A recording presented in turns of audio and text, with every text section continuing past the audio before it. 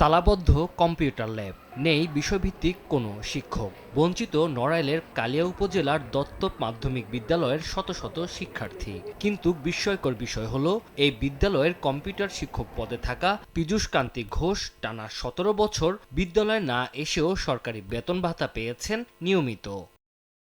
২০০৬ সালে বিদ্যালয়ের কম্পিউটার শিক্ষক হিসেবে যোগ দেন পীযূষ কান্তি ঘোষ। অভিযোগ, ২০০৯ সালের পর আর বিদ্যালয়ে আসেননি, অথচ এমপিওভুক্ত শিক্ষক হিসেবে ১৭ বছর ধরে সরকারি বেতন ভাতার প্রায় অর্ধ কোটি টাকা তার ব্যাংক হিসাবে জমা হয়েছে।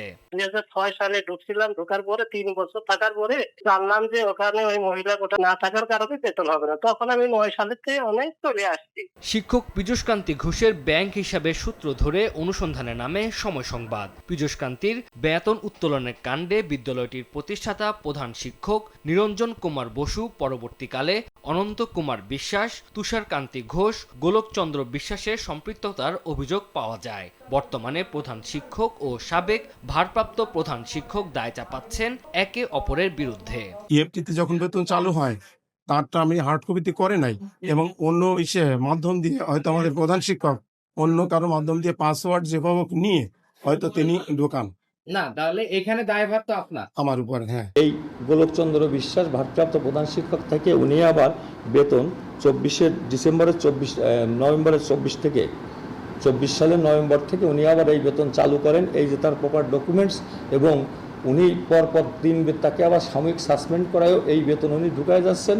সেই ধারাবাহিকতায় আমি এসে তার বেতন ৩ মাস ঢুকাইছি। এদিকে অভিযোগ গুরুত্বের সঙ্গে তদন্তের আশ্বাস দিয়েছে উপজেলা প্রশাসন ও জেলা শিক্ষা কর্মকর্তা।